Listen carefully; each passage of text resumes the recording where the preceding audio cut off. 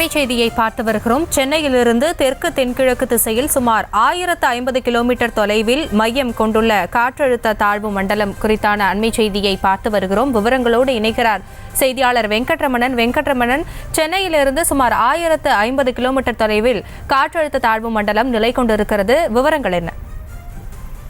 வணக்கம். தெற்கு வங்கக்கடல்ல உருவான குறைந்த காற்றழுத்த தாழ்வு பகுதி தற்பொழுது காற்றழுத்த தாழ்வு மண்டலமாக வலுப்பெற்றிருக்கக்கூடிய சூழ்நிலையில் சென்னையிலிருந்து தெற்கு தென்கிழக்கு திசையிலிருந்து சுமார் 1050 கிலோமீட்டர் தொலைவில் இந்த காற்றழுத்த தாழ்வு மண்டலம் மையம் கொண்டிருப்பதாக இந்திய வானிலை ஆய்வு மையம் தெரிவித்திருக்கிறது. திரிகோணமலையிலிருந்து தென்கிழக்கு திசையில் சுமார் 600 கிலோமீட்டர் தொலைவிலும் இந்த காற்றழுத்த தாழ்வு மண்டலமானது மையம் கொண்டிருக்கிறது.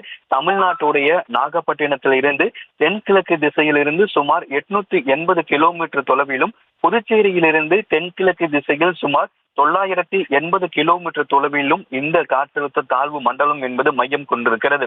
இது ஆழ்ந்த காற்றழுத்த தாழ்வு மண்டலமாக வலுப்பெறும், அதாவது புயலுக்கு முன்பாக இருக்கக்கூடிய நிலை ஆழ்ந்த காற்றழுத்த தாழ்வு மண்டலமாக வலுப்பெறும். புயலாக வலுப்பெறும் வலுப்பெறுமா அப்படிங்கிறத பற்றி வானிலை ஆய்வு மையம் தெரிவிக்காத ஒரு சூழ்நிலையில் புயலாக வலுப்பெற்று எந்த திசையிலிருந்து இது கரையை கடக்கக்கூடும் அப்படிங்கிற ஒரு தகவலை தற்பொழுது வரைக்கும் வானிலை ஆய்வு மையம் தெரிவிக்காத ஒரு சூழ்நிலையில் தற்பொழுது இந்த காற்றழுத்த தாழ்வு மண்டலம் சென்னையிலிருந்து தெற்கு தென்கிழக்கு திசையில சுமார் 1050 கிலோமீட்டர் தொலைவில் மையம் கொண்டிருக்கு.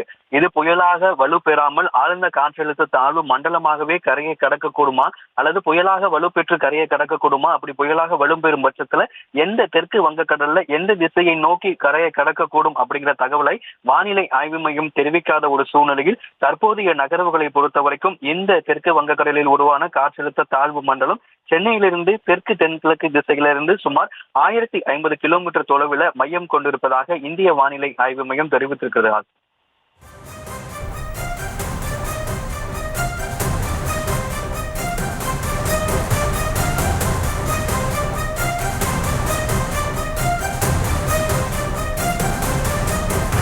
விவரங்களுக்கு நன்றி வெங்கட்ரமணன்.